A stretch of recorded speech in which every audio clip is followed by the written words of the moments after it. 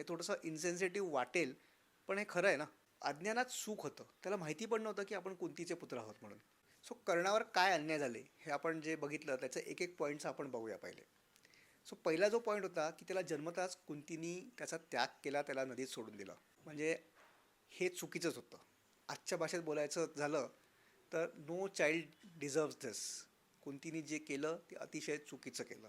एक तर ती कुमारी माता झाली आणि तिने नवजात शिशूला नदीत सोडून दिलं. हे अतिशय चुकीचं होतं. बाय द वे, कुमारी मातावरनं आठवलं, इंदिरा जयसिंग यांनी नुकतीच सर्वोच्च न्यायालयात एक याचिका तयार केली आहे. त्याच्यामध्ये सेक्शुअल कन्सेंटचं वय 18पासून 16वर करण्याचं त्यांनी मागणी केलेली आहे. पण असो, सो कुंतीनी जे केलं ते अतिशय चुकीचं होतंच. पण लेट्स बी प्रॅक्टिकल. याच्यामुळे कर्णाच्या आयुष्यात काही फरक पडला का? त्याला अधिरथ आणि राधासारखे प्रेमळ आईवडील मिळाले, घरी सुखसमृद्धी होती. पुढे राजकुमारांच्या सोबतीने द्रोणाचार्यांच्या आश्रमात त्याला शिक्षण मिळालं. पुढे अंगदेशाचा राजा झाला, अनेक लढाया जिंकला.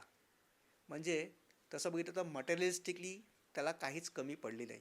म्हणजे त्याला त्याग त्याचा जरी केला होता तरी त्याला स्ट्रगल असं काही नव्हतं. हे थोडंसं इन्सेन्सिटिव्ह वाटेल, पण हे खरं आहे ना.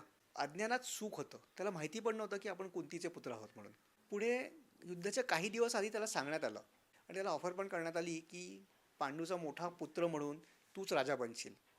म्हणजे त्याचा जो अपॉर्च्युनिटी लॉस होता तो पण भरला जाऊ शकला असता.